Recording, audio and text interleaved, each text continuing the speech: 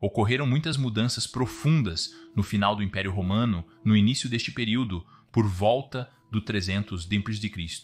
O mundo romano ainda parecia e se sentia muito romano culturalmente, arquitetonicamente, economicamente e administrativamente. Mas no final deste período, no início a meados dos 600 d.C., os romanos já haviam mudado em muitos aspectos a um grau irreconhecível. Tanto que um viajante do tempo do início do Império Romano talvez nem mesmo chamasse os romanos dos 600 d.C. de romanos.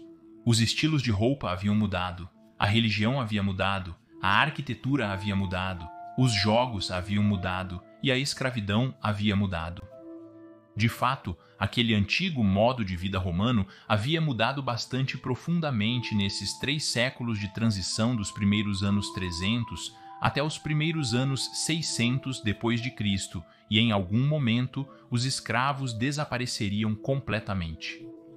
Mas como foi essa transição? Quando aconteceu e por quê?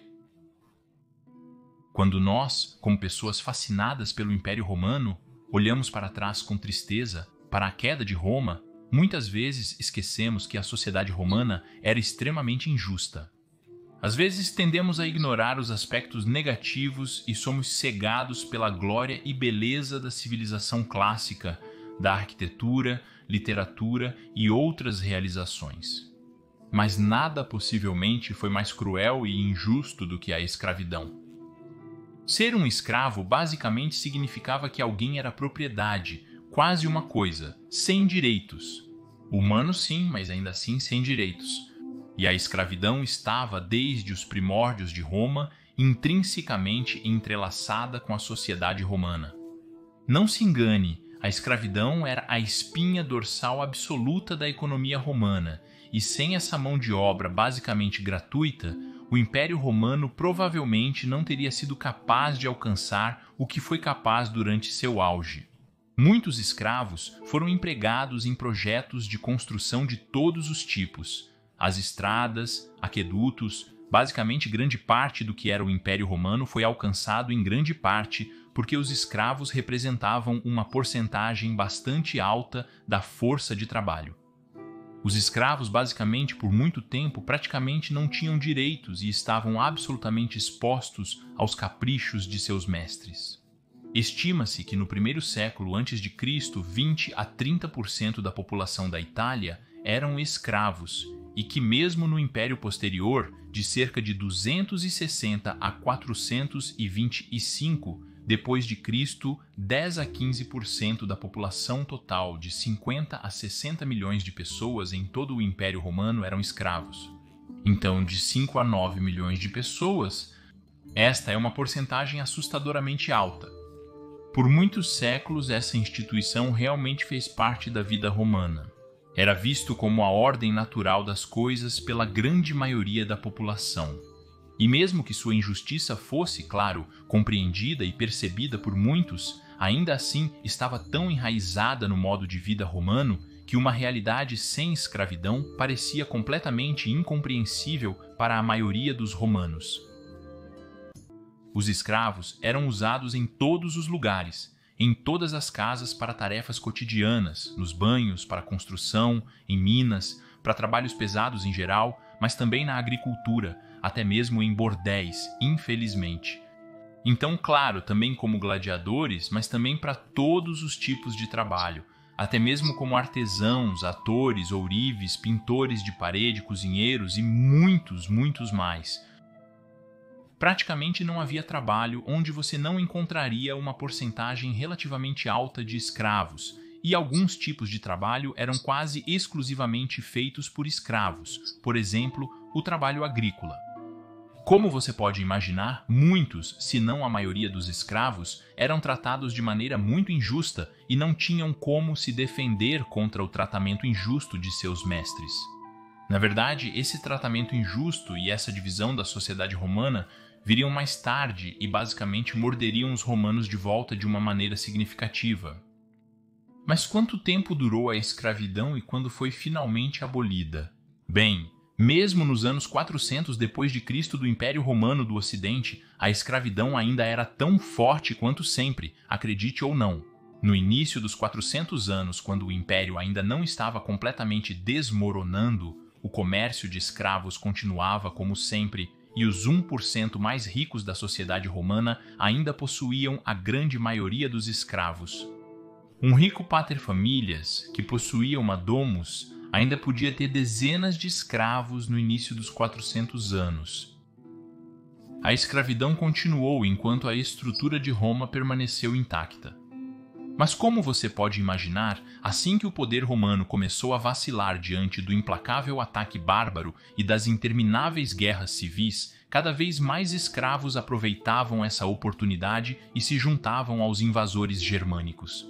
Por exemplo, disse que milhares de gladiadores e outros escravos fugiram de Roma pouco antes do saque de 410 e se juntaram a Alarico e aos visigodos, ajudando assim o inimigo. Portanto, os mais humildes dos romanos se voltaram contra Roma porque Roma os tratou de maneira muito injusta. À medida que mais e mais partes do Império Romano do Ocidente foram conquistadas por várias tribos germânicas, muitos escravos, e lembre-se que dissemos que de 10 a 15% de toda a população do Império Romano era composta por escravos, aproveitaram qualquer oportunidade que surgisse para se voltar contra os romanos e se juntar aos recém-chegados, porque de repente eles eram aceitos e não eram mais escravos, eles de fato muitas vezes tinham a chance de um novo começo, e assim muitos escravos se rebelaram e criaram os Bacaldae, ou às vezes também chamados de bandos de Bagaldi, de ex-escravos que pegaram em armas e até lutaram contra o exército romano e saquearam o campo, vingando-se de seus antigos mestres.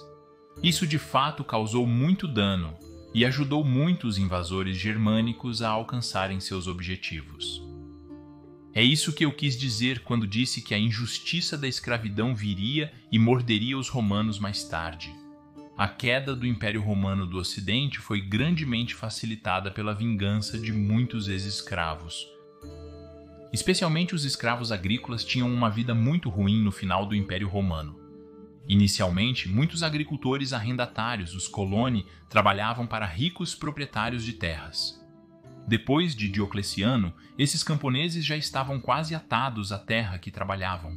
Mas Constantino emitiu uma legislação em 332 d.C. que restringiu muito os direitos desses coloni, efetivamente os atando à terra de seus senhores. Como resultado, os coloni se tornariam cada vez mais efetivamente escravos, o que era uma forma de servidão. A distinção entre libertos e escravos nos campos, portanto, desapareceu e basicamente só havia os honestiores, que detinham todos os privilégios, e os humilhores, os servos que eram explorados. Quando o Ocidente caiu, esse sistema sobreviveu, e muitos dizem que essa foi na verdade a origem do sistema feudal medieval. Mas vamos precisar de um vídeo inteiro para falar sobre isso em detalhes. Mesmo a parte dos servos agrícolas de fato, a escravidão ainda continuou enquanto o Império Romano do Ocidente durou. Claro, diminuiu porque as fontes de escravos colapsaram e a riqueza reduziu, diminuindo o número de pessoas que podiam ter escravos. Mas mesmo após a queda do Império Romano do Ocidente, a escravidão ainda continuou na Itália até cerca do século VI, quando as guerras góticas e a peste devastaram as terras. E assim não havia mais pessoas ricas que pudessem sequer ter escravos. Então, no meio do século VI, o sistema de escravidão entrou em colapso de vez na Itália. No entanto, o servilismo agrícola sobreviveu à queda. Mas claro, no Oriente, a escravidão continuou inalterada porque o Império Romano do Oriente sobreviveu por muito mais tempo. O cristianismo teve um efeito moderador sobre a escravidão, pelo menos até certo ponto. Já em 316 e 323 d.C., Constantino facilitou o processo no qual os escravos poderiam se tornar libertos nas igrejas. Esse processo de um escravo se tornar um liberto era chamado de manumissão ou manumício. O efeito foi limitado, do contrário, não teríamos presenciado as rebeliões de Bacaldae e tantos se aliando aos invasores germânicos. Eu diria que não foi até Justiniano que os direitos dos escravos foram finalmente fortalecidos. Eles poderiam ser libertados mais facilmente. Justiniano concedeu aos bispos o direito de libertar escravos em qualquer local. E então, por cima, Justiniano escreveu na lei que, sim, um escravo era um item de propriedade, mas não desprovido de personalidade, e ele também removeu muitas das leis duras anteriormente existentes sobre o tratamento de escravos. Por exemplo, ele deu aos escravos o direito de se declarar diretamente e pessoalmente por sua liberdade, e declarou que um mestre que matasse seu escravo cometeria assassinato. Então, a vida dos escravos melhorou muito após Justiniano no Império Romano do Oriente. Mas não se engane, mesmo que a escravidão fosse cada vez mais vista como mal, contrária à natureza e criada pelo egoísmo do homem, ela ainda continuou e permaneceu legal. Os mercados de escravos em Constantinopla e outras grandes cidades do Império Romano do Oriente ainda estavam cheios, mesmo em 600 depois de Cristo. Foi apenas no meio do século VII, quando o Império Romano do Oriente perdeu grandes áreas de terra e lentamente se transformou no Estado romano medieval ou, como alguns dizem, bizantino, que a escravidão se tornaria cada vez mais rara. Simplesmente pela falta de uma rede de comércio de escravos, que também diminuiu muito com a redução do tamanho do império. Mas a escravidão ainda continuou em uma forma reduzida. Mesmo durante a reconquista de Creta sob Niceforos Focas, está escrito que 200.000 mulheres e crianças foram levadas como escravas dos muçulmanos de volta para Constantinopla. As campanhas contra os eslavos e búlgaros nos séculos X e XI também resultaram em um grande número de escravos sendo trazidos para o Império Bizantino. A maioria dos escravos no final do Império Romano do Oriente vivia e trabalhava em domicílios nos grandes centros urbanos, seja em apartamentos de tipo insular de prédios de apartamentos ou em casas maiores dos ricos. Os escravos dos ricos frequentemente viviam em condições melhores do que os cidadãos livres e pobres. Após o século XI, quando o Império Romano do Oriente encolheu ainda mais, a escravidão se tornou cada vez mais rara até que em algum momento, provavelmente no século XII ou XII, ela desapareceu completamente, pois adquirir novos escravos se tornou quase impossível em um estado tão pequeno e o sistema já havia começado a mudar por volta do século XI, em que cada vez mais escravos tinham, na verdade, o mesmo status de servos trabalhando por um salário, mas estando ligados a uma terra ou propriedade específica. Então aqui também a transição para um tipo de sistema feudal já havia ocorrido. Portanto, é fascinante ver por quanto tempo a escravidão sobreviveu no final do Império Romano do Oriente, apesar de ser mal vista pela sociedade. De fato, parece que a instituição da escravidão durou quase tanto quanto a própria história romana. E por favor, curta e se inscreva para que você não perca nenhum vídeo futuro sobre o fascinante tema da história romana tardia. Gostaria de agradecer a todos que apoiam Majorianos, seja pelo Patreon, associação ao YouTube ou assistindo aos vídeos. Muito obrigado pelo seu apoio, amigos. E se você quiser saber mais sobre o estado de Constantinopla em 800 d.C., você pode assistir a este vídeo no canto superior direito. Mas se você quiser saber mais sobre por que eu não sou tão fã do termo Império Bizantino, você pode assistir ao outro vídeo no canto inferior direito. Agradeço novamente a todos os amigos da história romana, graças e